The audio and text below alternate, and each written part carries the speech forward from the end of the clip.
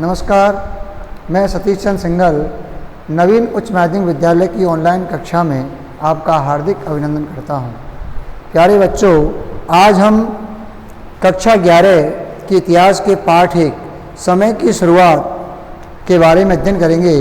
इसमें हम आज मानव की उत्पत्ति के सिद्धांत, मानव की उत्पत्ति सबसे पहले कहाँ पर हुई और कितने वर्ष पहले हुई, तथा मानव की उत्पत्ति के सिद्धांत क्या है, मानव के भोजन प्राप्त करने के तरीके क्या थे, वह भोजन प्राप्त कैसे करता था, उसमें भाषा और संप्रेषण का विकास कैसे हुआ, और इसके अलावा उसके क्रमिक विकास के बारे में तथा उसके आधुनिक जीवन के बारे में और उसके औजारों के निर्माण के बारे में आदि के बारे में इस पाठ में हम अध्ययन करेंगे।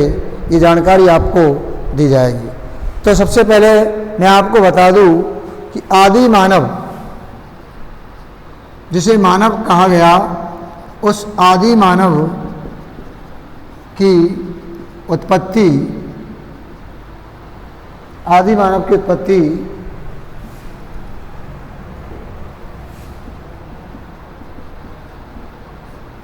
उत्पत्ति 56 लाख वर्ष पहले आदि मानव की उत्पत्ति, आदि मानव का प्रादुर्भाव, आदि मानव का प्रादुर्भाव 56 लाख वर्ष पहले, 56 लाख वर्ष पहले अफ्रीका में हुआ था। आज हम इस पाठ में आदि मानव के जीवन के बारे में पढ़ेंगे। तो सबसे पहले ये बात है कि आदि मानव की उत्पत्ति 56 लाख वर्ष पहले हुई। कहाँ पर हुई? अफ्रीका में हुई। इसके बाद समय गुजरता गया और 1,60,000 वर्ष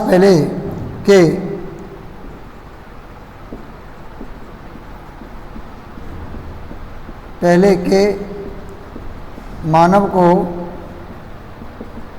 आधुनिक मानव कहा जाने लगा। आधुनिक मानव कहा जाने लगा।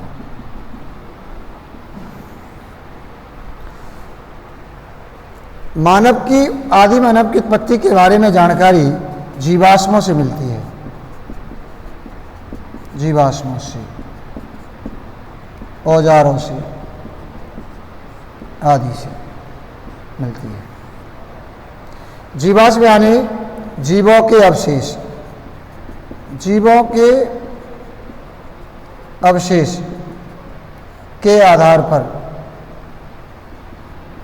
आदि मानव के जीवन के बारे में जानकारी प्राप्त की गई। जो लाखों करोड़ वर्ष पहले पृथ्वी में दबे हुए थे, उनके बारे में इस प्रकार से जानकारी प्राप्त की गई।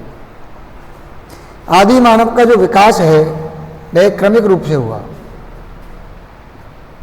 क्रमिक रूप से विकास हुआ। आदि मानव के विकास के बारे में सबसे ज़्यादा जो परिवर्तन आया वह 1859 में ईस्वी में चार्ल्स डार्विन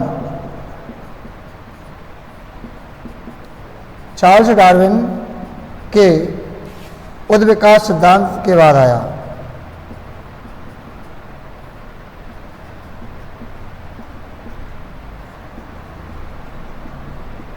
चार्ल्स डार्विन ने ये बात बताई कि मानव का विकास क्रमिक रूप से हुआ। यानी यह जो पृथ्वी है पहले सूर्य का टुकड़ा थी, यह धीरे धीरे लाखों करोड़ों वर्ष में ठंडी हुई, फिर इसमें जलवाष्प बनी, जल बना, जल में छोटे छोटे कीड़े बने, फिर वो रेंगने वाले हुए, फिर वे और बड़े हुए, इसके बाद वानर बना और वानर से फिर मानव की उत्पत्ति हुई। तो मानव की उत्पत्ति जो हुई वो 56 लाख वर्ष पहले हुई। ये उद्विकास का सिद्धांत कहा जाता है। इसे चार्ल्स डार्विन ने प्रतिपादित किया था अपनी पुस्तक the origin of species. Charles Darwin की पुस्तक का नाम था द ओरिजिन ऑफ स्पीशीज। इस पुस्तक में चार्ल्स डार्विन ने मानव के विकास का सिद्धांत बताया कि मानव का विकास क्रमिक रूप से हुआ। कुछ धार्मिक मान्यताओं के अनुसार अलग अलग धर्म वाले अलग अलग कहानियां बताते हैं कि मानव का विकास ईश्वर के द्वारा किया गया। जैसे कि हिंदू धर्म के अनुसार ये माना जाता है कि मानव की उत्पत्ति महाराजा मनु और शत्रुपा के द्वारा हुई। इसी प्रकार से इस्लाम वाले भी अपने हिसाब से बताते हैं कि हव्वा और आदम से मानव की उत्पत्ति हुई। ईसाइयों का अलग मत है और वो भी अपने हिसाब से धार्मिक सिद्धांत के आधार पर मानव के विकास के बारे में बताते हैं कि जब प्रलय आई तो एक बड़ी नाव में एक मानव बहुत सभी जीव जंतुओं का एक एक जोड़ा रखा, सभी वनस्पतियों का जोड़ा रखा और वो उसमें सवार हो गए और बाद में उन्हीं के द्वारा मानव सृष्टि की रचना की गई। तो इस प्रकार से अलग अलग सिद्धांत है, लेकिन वर्तमान में चार्ल्स डार्विन का उद्विकास का सिद्धांत सबसे मान्य है और इसके आधार पर यह बात बताई जाती है कि मानव का विकास क्रमिक रूप से हुआ। सबसे पहले मानव को होमो ये लैटिन भाषा का शब्द है जिसका अर्थ होता है आदमी। होमो को 3 भागों में बांटा गया, होमो इरेक्टस, होमो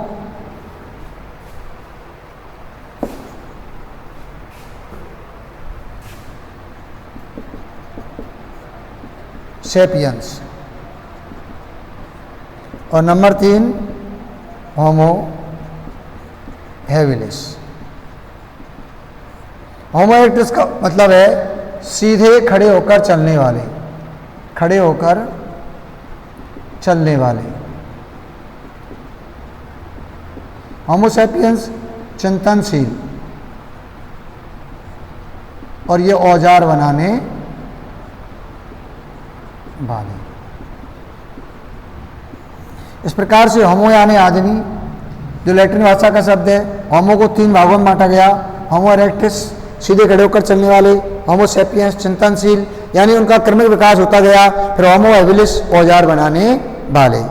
अब देखो मानव का क्रमिक विकास हुआ और वो अभी तक उसका विकास चल रहा है। मानव सृष्टि के सभी प्राणियों में सबसे श्रेष्ठ है और जो भी प्राणी थे वो जैसे थे वैसे रहे, लेकिन मानव ने अपना विकास किया। अब यहाँ पर एक प्रश्न है कि सभी प्राणियों में मानव ने सबसे ज़्यादा विकास क्यों किया? ऐसी मानव में क्या विशेषताएं थी जिसके कारण वह सृष्टि के सभी प्राणियों से आगे बढ़ता गया और वह बहुत सभ्य और आधुनिक प्राणी बन गया? तो मानव में कुछ ऐसी विशेषताएं थी जिनके बारे में आपको बता दूं जिसके कारण वह सृष्टि के सभी प्राणियों में सबसे श्रेष्ठ बन गया। तो उसकी पहली विशेषता थी नंबर 1, 2 पैरों से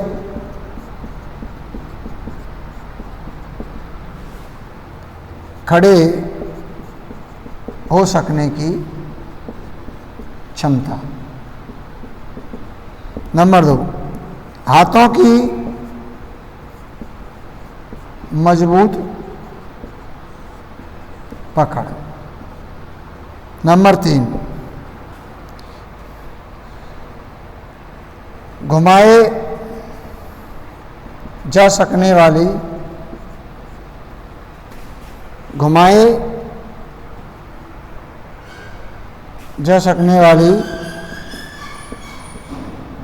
गर्दन। नंबर 4, सोचने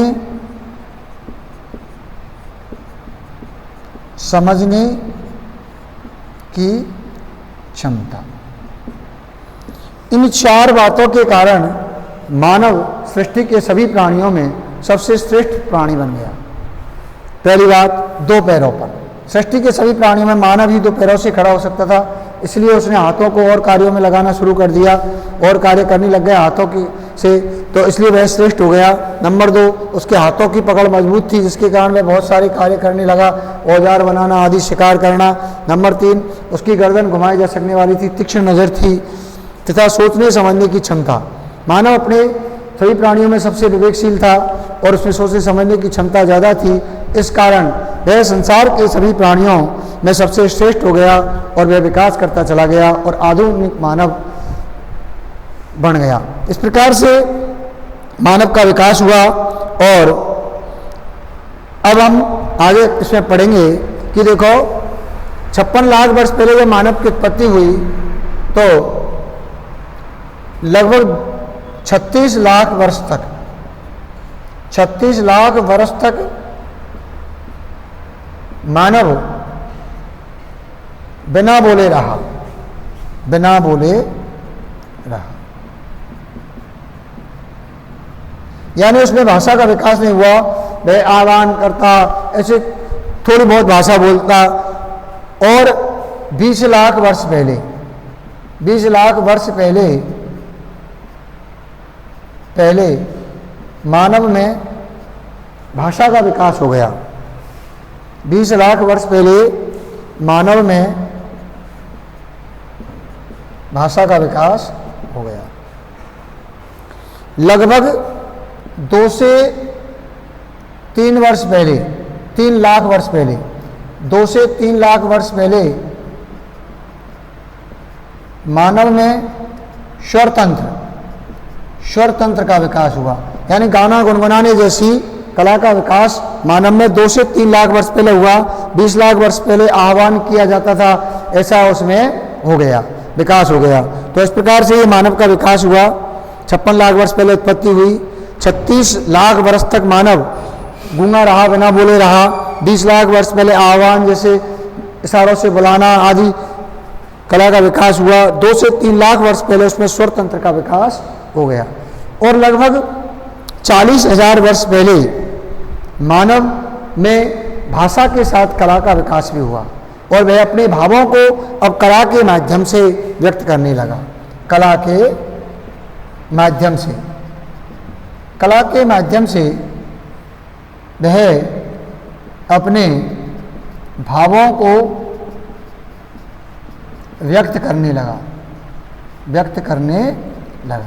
अल्टामीरा में उसके द्वारा बनाए गए अनेक चित्र मिले हैं गुफाओं में, जिनके आधार पर इस बात की जानकारी मिलती है कि मानव ने अपने भावों को कला के माध्यम से बताया।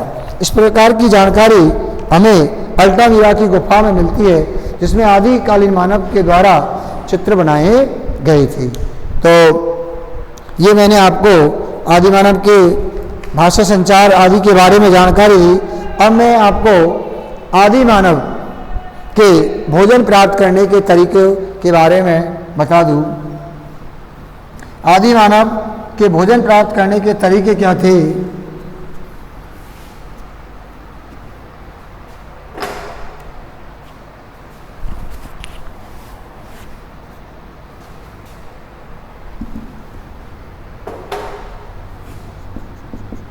आदि मानव के भोजन प्राप्त करने के तरीके। प्राचीन काल में जो आदि मानव था वो 3 तरीके से भोजन करता था। संग्रहण द्वारा,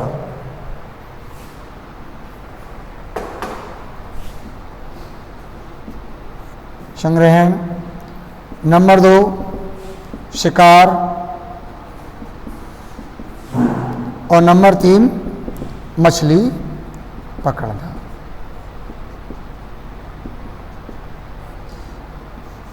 हमारे पूर्वज 3 प्रकार से अपना भोजन प्राप्त करते थे। उनके तरीके 3 प्रकार के थे। सबसे पहले वो संग्रहण यानी कि वो कंदमूल फल, पेड़ों की पत्तियां आदि से अपना भोजन प्राप्त करते थे। इसके द्वारा छोटे मोटे जानवरों को मारते थे। किसी बड़े जानवर के द्वारा कोई शिकार कर दिया जाता था, उसके मांस को खुरच कर वो उसको अपने पास रखते थे और उसको खाते रहते थे। इसके अलावा पेड़ पौधों की छाल आदि के द्वारा वो अपना भोजन करते थे। ये उनके भोजन का तरीका था, संग्रहण करना, खुरच कर रखना, मांस को, बचे हुए मांस को खाना, कीड़े मकोड़ों को खाना, मारना, ये संग्रहण उनका एक तरीका था। उसके बाद शिकार, मानव ने फिर स्वयं ने शिकार करना प्रारंभ कर दिया। वह शिकार करता था, बड़े जानवरों के, छोटे जानवरों के शिकार करने लग गया और शिकार करके वह अपना भोजन प्राप्त करने लग गया। तो ये भी उसका एक तरीका था। वह जंगलों में झुंड के झुंड घूमता था और पतझड़ और बसंत के मौसम में जहाँ पर भी ज़्यादा जानवर होते थे, ऐसे जानवरों का उनके द्वारा शिकार किया जाता था।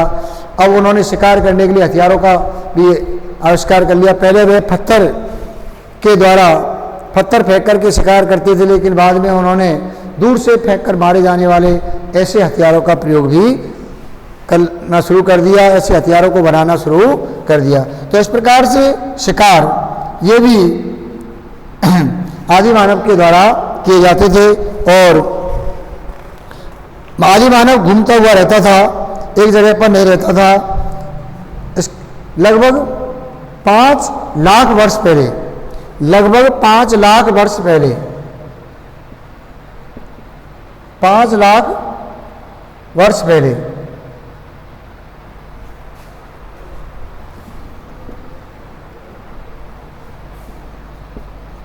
5 लाख वर्ष पहले मानव ने शिकार करना प्रारंभ कर दिया और योजनाबद्ध तरीके से वह शिकार करता था। इसके अलावा लगभग 35,000 वर्ष पहले, 35,000 वर्ष पहले मानव ने मछली पालन शुरू कर दिया, मछली पकड़ना।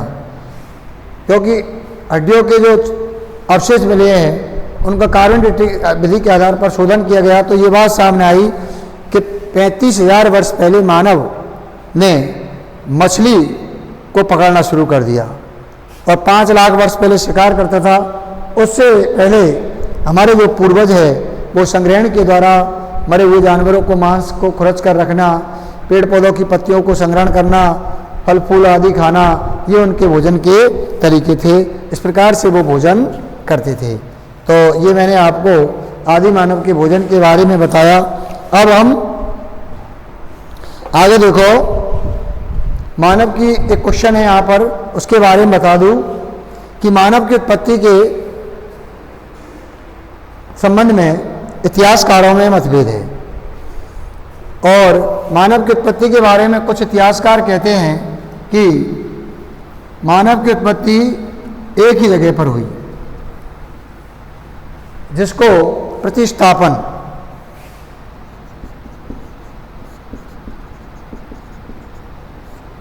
कहते हैं। प्रतिस्थापन के मानने वाले कहते हैं कि मानव की उत्पत्ति एक ही जगह पर हुई और वह वहीं से पृथ्वी के दूसरे भागों में गया और इसलिए मानव में सभी जगह के मानव में एक रूपता पाई जाती है। उनमें शरीर के वही अंग होते हैं जो सब जगह के होते हैं, जन्मिक समानताएं आदि सभी सब मानवों में एक जैसी पाई जाती है। तो इस आधार पर उन्होंने बताया कि मानव की उत्पत्ति एक ही जगह पर हुई और वह हुई थी अफ्रीका में।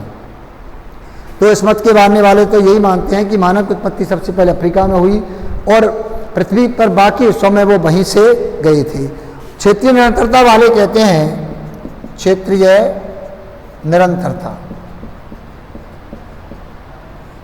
क्षेत्रीय निरंतरता मॉडल को मानने वाले कहते हैं कि मानव की उत्पत्ति पृथ्वी के अलग अलग भागों में अलग अलग समय में हुई, इसलिए उनमें रंग रूप आकार प्रकार में अंतर पाया जाता है और वह अभी तक चला हुआ है। तो इस आधार पर वो इसको मानते हैं। दोनों विद्वानों में आपस में मतभेद है, लेकिन समग्र रूप से यही बात सामने आती है कि मानव की उत्पत्ति निश्चित रूप से एक ही जगह पर रही होगी और इसलिए मानव में मूलभूत समानताएं पाई जाती है। तो इनके बारे में मैंने आपको बताया कि मानव की उत्पत्ति के बारे में दो प्रकार के मत है। प्रतिस्थापन वाले कहते हैं कि एक जगह पर हुई मानव की उत्पत्ति, क्षेत्रीय निरंतरता वाले कहते हैं कि संसार के अलग अलग भागों में अलग अलग समय पर मानव की उत्पत्ति हुई। अब आगे पढ़ते हैं औजारों के बारे में। तो प्राचीन काल में जो हमारे मानव थे वो पाषाण के औजार बनाते थे। पाषाण, पाषाण माने होता है पत्थर। पत्थर के औजार बनाए जाते थे, पत्थरों के द्वारा ही पत्थर के औजार बनाए जाते थे। पत्थरों को घिसकर चिकना करके औजार बनाए जाते थे। प्राचीन काल में सबसे पहले जो मानव के औजार थे वो थे कुठार, गंडासा, रोखानी। ये मानव के औजार थे। पत्थर के औजारों का प्रयोग करने के कारण उस काल को पाषाण काल कहा जाता। पाषाण काल।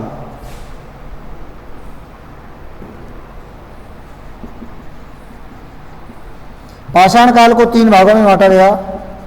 पुरापाषाण काल, नंबर 2 मध्य पाषाण काल और नंबर 3 नवपाषाण काल।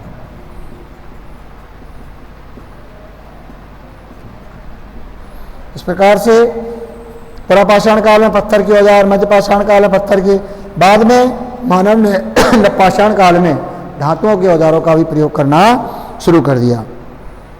तो इनके बारे में मैंने आपको ये जानकारी दी। इसके बाद मानव औजारों का हड्डियों के औजारों का भी उपयोग करने लग गए और हड्डियों 35,000 वर्ष पहले उसने अनेक प्रकार के औजार बना लिए और दूर से फेंक कर चलने वाले औजारों के द्वारा वो शिकार करने लग गया तथा लगभग 21,000 वर्ष पहले 21,000 वर्ष पहले मानव सिले हुए कपड़े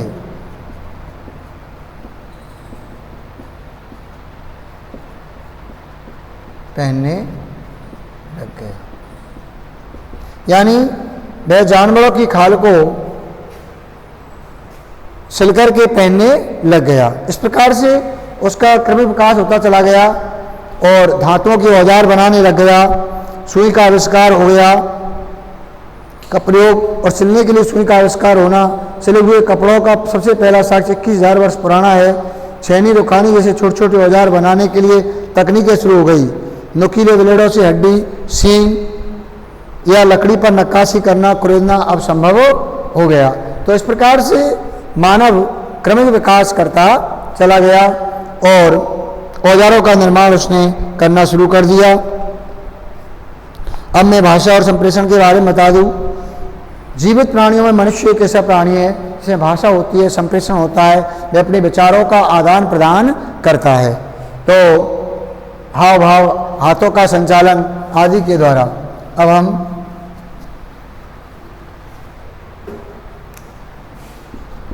संप्रेषण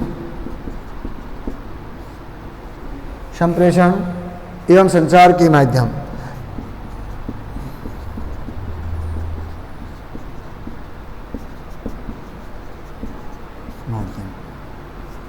भाषा और कला। भाषा, उच्चारित भाषा से पहले गाने या गुनगुनाने जैसे मौखिक या अशाब्दिक संचार का प्रयोग होता था। लगभग 20 लाख वर्ष पहले मानव में आह्वान किया जाना, बुलावा आदि लक्षणों का विकास हुआ। यानी 20 लाख वर्ष पहले भाषा का विकास हुआ। 2 लाख वर्ष पहले स्वर तंत्र का विकास मानव में हुआ और जो देखा जा सकता है। इसके बाद मानव में भाषा के साथ साथ कला का विकास भी हुआ और वह अपने विचारों को व्यक्त करने के लिए अब वह कला का प्रयोग भी करने लगा। ऐसी विश्व के अनेक स्थानों पर ऐसी गुफाएं मिली है जहाँ पर मानव ने अपने भावों को व्यक्त करने के लिए चित्रकारी की। अल्टामीरा जो स्पेन में है, वहाँ पर ऐसी एक पुरातत्वविद को ऐसी एक चित्रकारी मिली जिसे देखकर व्याप्रद हो गया और उसमें पेस्टनुमा लेई का प्रयोग किया गया रंग भरने के लिए, और उसे देखकर इतिहासकारों ने ये बात सामने लगाई आई प्रत्यक्षविदों के मन में कि यह आदि मानव के द्वारा बनाए गए चित्र है। और आदि मानव धीरे धीरे गुफाओं में रहने लगे, पेड़ पौधों से खुले स्थानों के बाद वो गुफाओं में रहने लगे और वहीं पर रह कर के वो शिकार के बारे में समूह में चर्चा करते थे, उनके तौर तरीकों के बारे में चर्चा करते थे, अपने आगामी पीढ़ियों को उनके बारे में तौर तरीकों के बारे में बताते थे। तो इस प्रकार से उस समय की जानकारियाँ भी हमें उन गुफाओं और चित्रों पर मिलती है। इस बात की जानकारी मिलती है जो अल्टामीरा में आदि बहुत सारी जगह पर ऐसी गुफाएं मिली है जिनमें आदिकालीन मानव के चित्र मिले हैं। आदिकालीन मानव के द्वारा जानवरों का शिकार किया जाता था, वो समूह में चलते थे और उससे पहले वो अपने इष्ट देव आदि की पूजा करते थे क्योंकि उनको ऐसा मानना था, वो जादू टोने टोटके भी करते थे। उनका मानना था कि ऐसा करने से उनको शिकार में आसानी रहेगी, शिकार अच्छी तरीके से होगी। शिकार के लिए उन्होंने हथियारों का निर्माण कर लिया, दूर से फेंक करके मारे जाने वाले हथियार आदि के द्वारा वो शिकार करने लगे और वो छोटे छोटे समूह में रहते थे और अपनी ऐसी क्रियाओं को वो समूह में ही संपन्न करते थे। तो इस प्रकार से आदिकालीन मानव ने धीरे धीरे अपना विकास करना शुरू कर दिया और वो शिकार करने लगे। अब मैं हादजा समूह के बारे में आपको बता दूं। हादजा समूह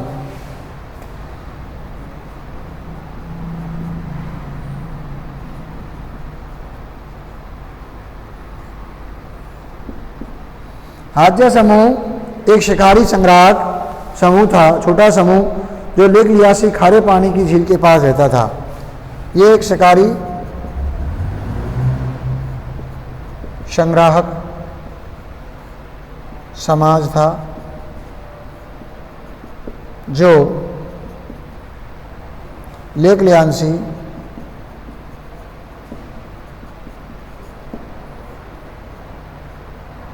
खारे पानी की झील के पास रहता था। इनका काम था जंगल के कंदमूल फलों को इकट्ठा करना और शिकार करना। हादजा समूह के जो लोग थे हाथी का शिकार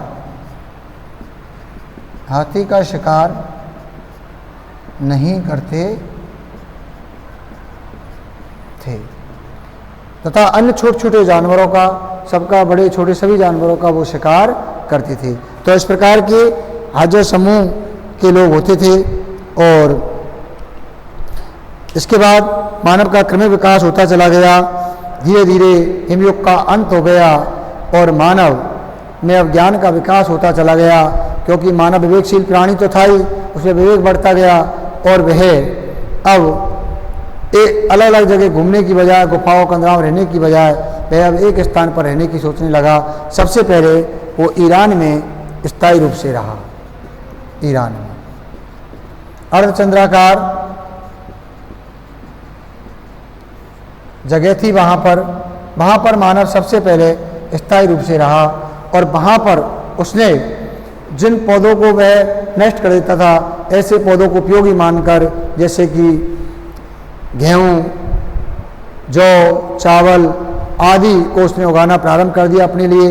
इसके अलावा गाय, बैल और भेड़, बकरी, सुअर आदि जानवरों को उसने पालना शुरू कर दिया। तो ये बात उसमें विकसित हो गई और इनका उपयोग वह अपने लिए करने लगा और धीरे धीरे समय बदलता गया।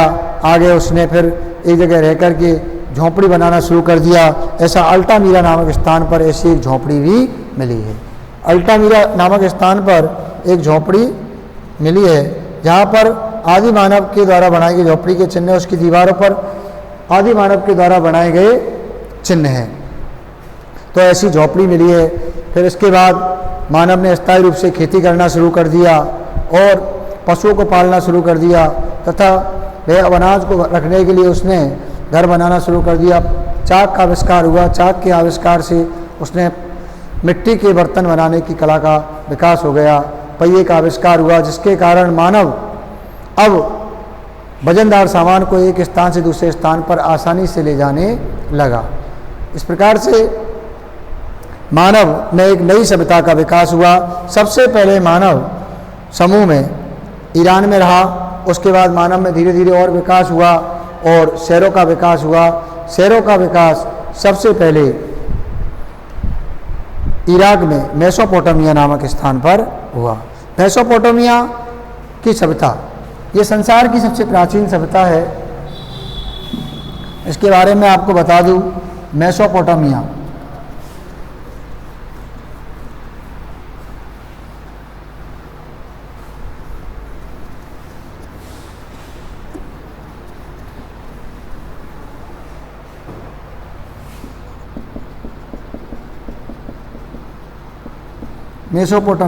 मेसोपोटामिया शब्द मेसोपोटामस से बना है। मेसोपोटामस, जिसका अर्थ होता है दो नदियों के बीच का भूभाग। लगभग 8000 वर्ष पहले मानव मेसोपोटामिया में स्थायी रूप से रहने लगा। यह बहुत उपजाऊ था, मानव विवेकशील प्राणी था। उसने देखा कि यहाँ उपजाऊ है। मेसोपोटामिया में दो नदी बहती थी, जिनका नाम था दजला और एक का नाम था फरात। दजला और फरात नदियों के बीच का जो भूभाग था, जिसको दोआब कहते हैं, यह बहुत उपजाऊ था, बहुत उपजाऊ था। इसमें बहुत अच्छी कृषि होती थी। हर समय पीने के लिए पानी उपलब्ध होता था, खेती के लिए पानी मिलता था तथा मछली की उपलब्धता रहती थी। इसलिए मानव ने सबसे पहले यहीं पर स्थायी रूप से रहा। यहीं पर शहरों का विकास हुआ, यहीं पर लेखन कला का विकास हुआ और यहीं पर अनेक सभ्यताओं का और जन्म हुआ। सुमेरियाई सभ्यता आदि का विकास हुआ। तो मेसोपोटामिया की सभ्यता संसार की सबसे प्राचीन सभ्यता है और यहीं से मानव ने अपना स्थायी जीवन शुरू किया। यहीं पर उरूक और मारी, मेसोपोटामिया में उरूक और मारी शहरों का विकास हुआ। श्रम विभाजन इन शहरों में शुरू हुआ। सबसे पहले व्यापार सबसे पहले उरूक और मारी में शुरू हुआ। लेखन कला का विकास सबसे पहले मेसोपोटामिया में शुरू हुआ। लेखन कला, मेसोपोटामिया में लेखन कला कौन सी थी? कीलाक्षर लिपि। कीलाक्षर लिपि का विकास हुआ। मिट्टी की गीली पट्टियों पर तंतु की सहायता से लिखा जाता था। तो इस प्रकार से लेखन कला का विकास मेसोपोटामिया की सभ्यता में हुआ और इस प्रकार से मानव आदि मानव से आधुनिक मानव की ओर बढ़ा।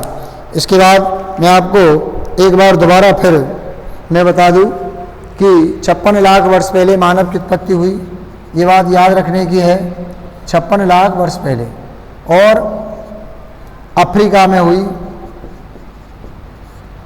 सबसे मुख्य बात, 56 लाख वर्ष पहले मानव की उत्पत्ति हुई, जिसको आदि मानव कहा जाता है। अफ्रीका में हुई। 1,60,000 वर्ष पहले के मानव को आधुनिक मानव कहा जाता है। मानव की उत्पत्ति के बारे में जानकारी हमको जीवाश्मों से मिली है, जीवाश्मों से मिलती है और इनकी जो जानकारी प्राप्त करते हैं वो करते हैं पुरातत्वविद। पुरातत्वविद का मतलब होता है पुराने तत्वों के जानकार।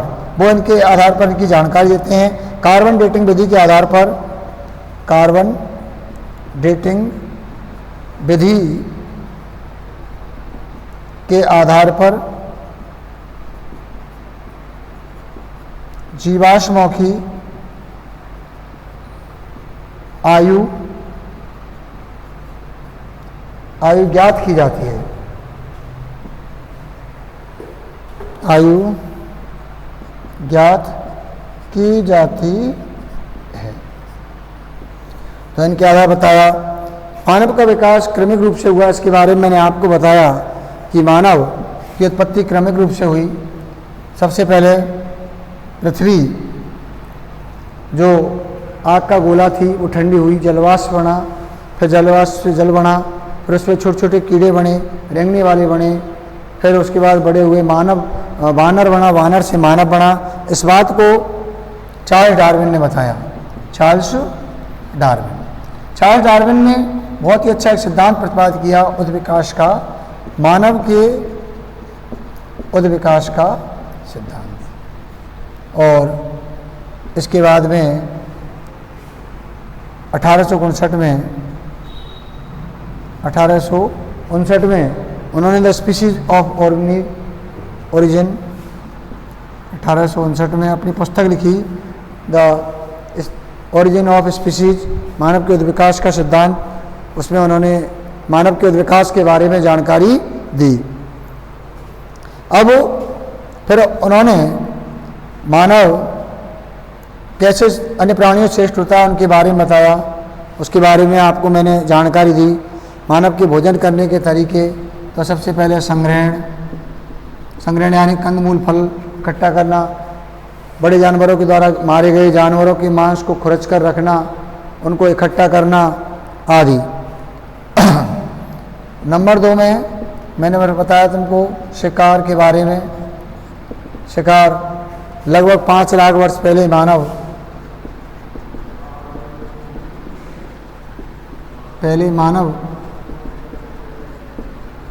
शिकार करने लग गया।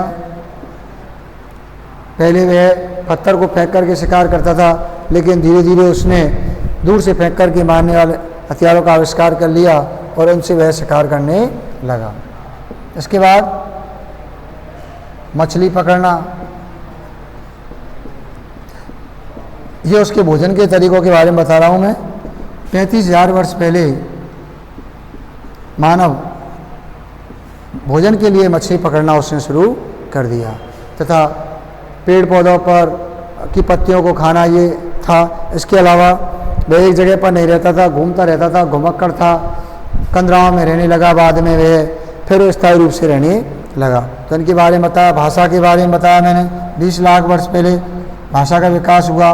5 लाख वर्ष पहले स्वर तंत्र का विकास हुआ, यानी गाना गुनगुनाने जैसे कला का विकास मानव में हुआ।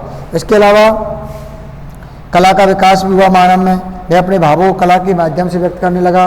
भाषा और कला का एक दूसरे से बहुत ज़्यादा संबंध है और दोनों मिलकर ही व्यक्ति के भावों को व्यक्त करती है। तो भाषा और कला का विकास मानव के लिए बहुत उपयोगी रहा। मैंने एक क्वेश्चन तुमको बहुत महत्वपूर्ण बताया कि किस प्रकार से संसार के सभी प्राणियों में, सृष्टि के सभी प्राणियों में मानव सबसे आगे क्यों निकल गया, मानव का विकास कैसे हुआ। ये बहुत इंपॉर्टेंट क्वेश्चन है। मैं दोबारा इसको आपको बता दूं। इसके मैंने आपको 4 कारण बताए। नंबर 1 ये कि सृष्टि के सभी प्राणियों में सिर्फ मानव ही एक ऐसा प्राणी था जिसमें 2 पैरों से खड़े हो सकने की क्षमता थी। इसलिए उसने अपने जो अगले 2 पैर थे यानी दोनों हाथ, उनको अन्य कामों में लगाना शुरू कर दिया।